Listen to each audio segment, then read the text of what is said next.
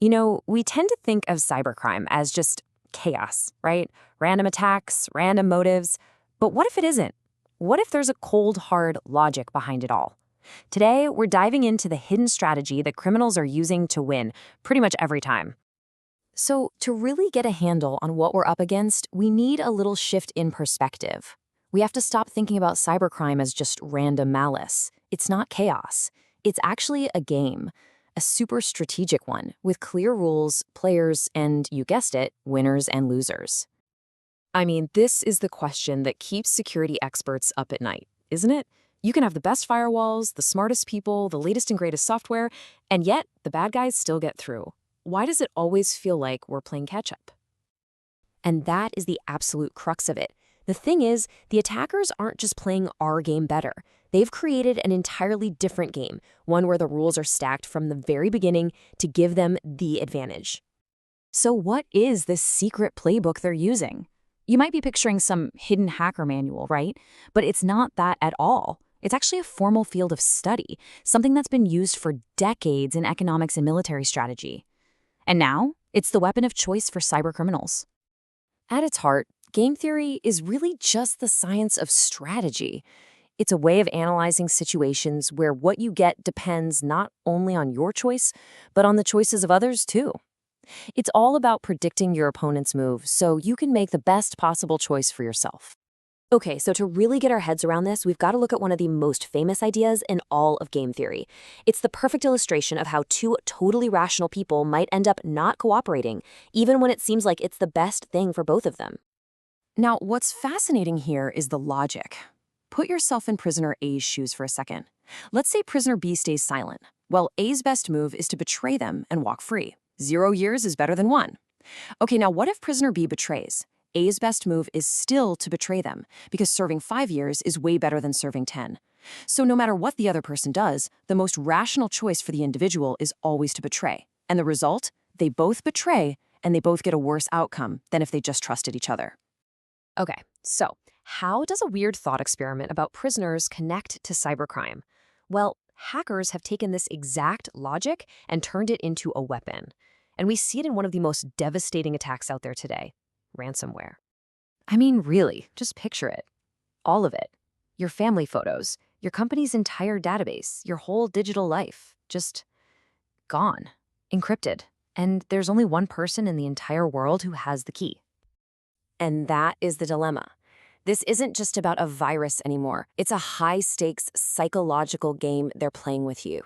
The attacker has you in a corner, and that clock is ticking. You basically have two choices. That's it. And each one has potentially massive consequences. So let's break this down using that same game theory logic we just talked about. So take a look at this matrix. If you don't pay, you are absolutely guaranteed to lose your files. That's a bad outcome, period. But if you pay, you at least have a chance of getting them back. So even with the huge risk that the attacker is just a scammer, paying starts to feel like the only logical path to avoid the certainty of losing everything. The attacker has designed a game where cooperating with them feels like your best bet. And this quote just nails it, right? It's not just a piece of malicious code, it's a trap. And it's been perfectly engineered to exploit our own irrational thinking and back us into a corner. Okay, so we've seen how game theory works for one type of attack. But now, let's zoom out a bit. Because the truth is, the entire landscape of cybersecurity is a game, and it is tilted heavily, heavily, in the attacker's favor. And the key word here, the whole concept you need to get, is asymmetry. It just means the two sides are not playing with the same rules, the same risks, or the same resources. It's kind of like one side has to build a perfect, impenetrable fortress, while the other side just has to find one tiny crack in the wall. I mean, this chart really says it all. For an attacker, the cost to launch a massive campaign can be shockingly low, and because they're anonymous, their personal risk is almost zero. But for the defender, a company, a hospital, the cost of protecting everything is enormous, and the risk of just one single failure is absolutely catastrophic. So this asymmetry creates this massive, massive imbalance of effort. Think about it. The attacker only needs to be right once. They can try thousands of different doors, and they just need one to be unlocked. But the defender? They have to be right every single time. They have to guard every door, every window, every possible entry point 24/7.